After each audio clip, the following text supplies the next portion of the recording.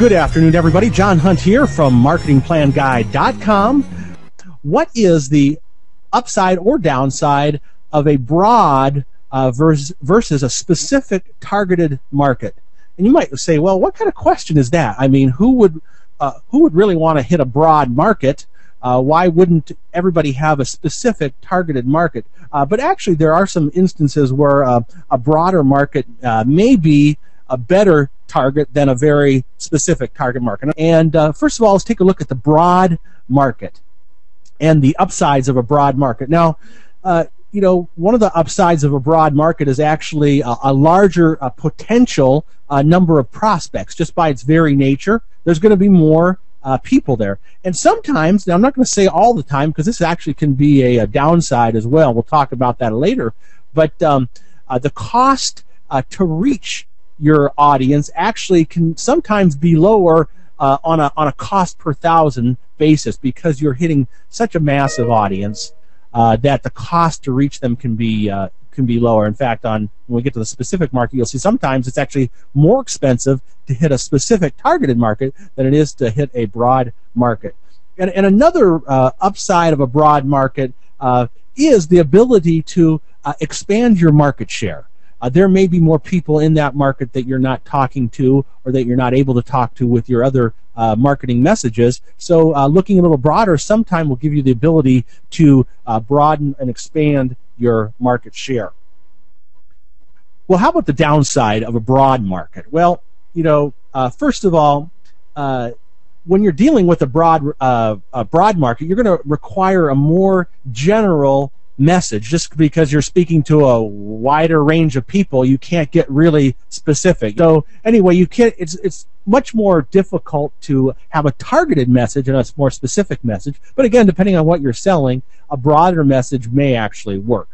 And then another downside of the broad market, this is going to sound like it contradicts the upside, which we said at cost to reach can sometimes be lower.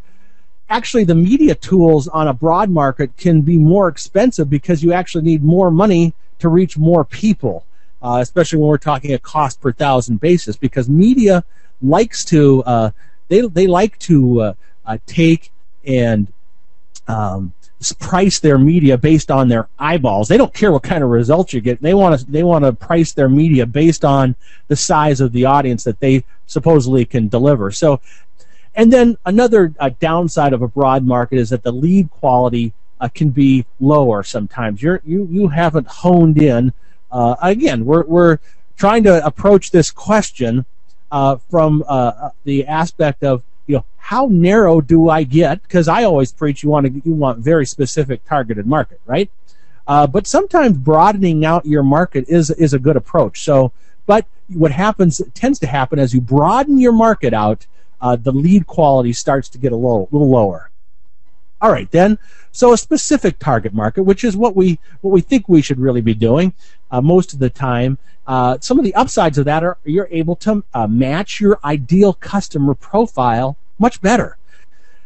Also, back to the kind of the flip side of what we talked about with a broad market, your message to that targeted specific market can be a lot more specific in nature. So it's really a really benefit that the more you can define your market, the more targeted your message can be. And then the last point on the upside of a target market that's specific is there's typically less waste in media spending because you are hitting a more concentrated market with your marketing dollars. Now, I'm going to, again, conflict myself as we go to the downsides of the specific target market. And when I say that, I mean on number two there, where the media tools sometimes can be more expensive. We'll get to that in a second. But a downside of a specific target market is sometimes you may not have enough prospects to be profitable. I mean, you may have a really well-defined niche. There just may not be enough people in that niche to make enough sales to make a profit with what you're selling. So in those particular cases, you need to actually broaden your target market out.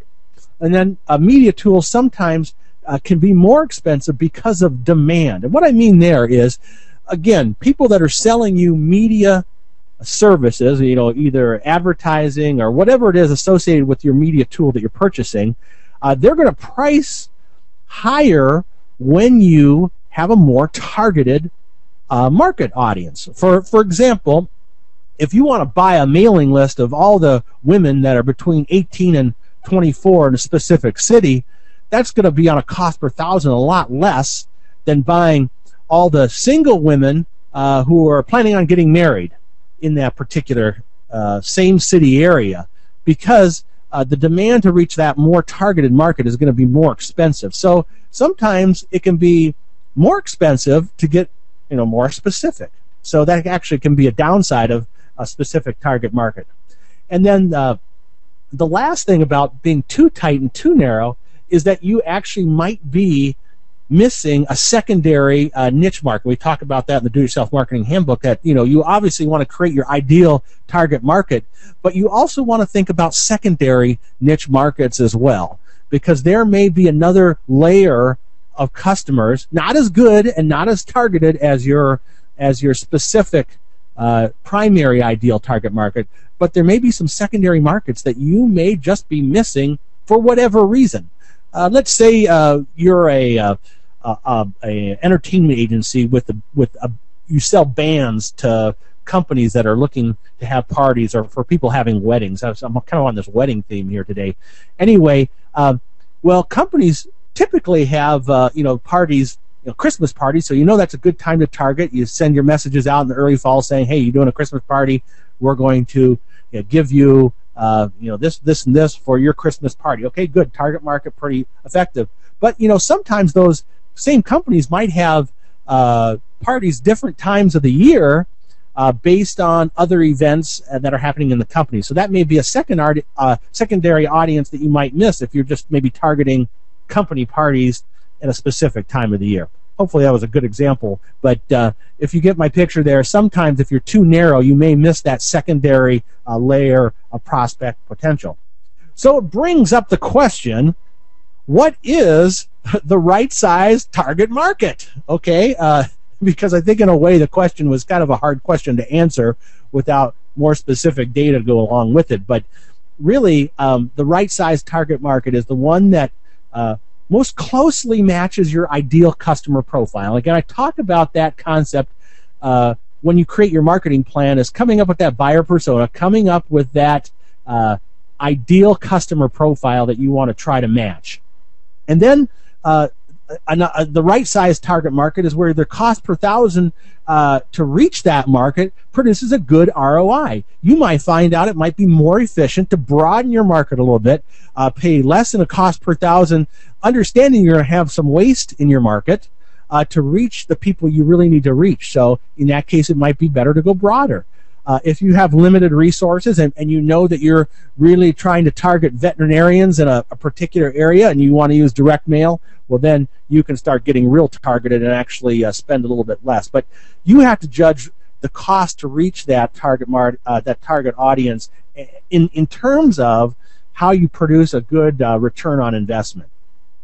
And then, what I always suggest to people is test with a smaller market segment. Even if you're buying a mailing list, don't mail to the whole list right away. Take, a certain percentage of the list, mail your test copy, or perhaps even mail 2 pieces of test copy, and then find out which one responds a little bit better, and is this a responsive list in general, and then roll out the rest of your campaign. So, and you use customer feedback in situations like that to get that idea back of, this is a good market or not, this is profitable or not. You test on a smaller basis and then expand based on customer feedback. You can also apply that if you're in a fairly narrow market and you want to broaden out. You could take those same kinds of steps to measure how broad you actually want to go. We do this free marketing plan Q&A every Monday, 3 o'clock to 3:30 p.m. Central Time. Again, the replay you can find at marketingplanguide.com/questions. We don't do this on holidays, major holidays, but every other Monday in between. So this is John Hunt from marketingplanguide.com saying so long until next Monday.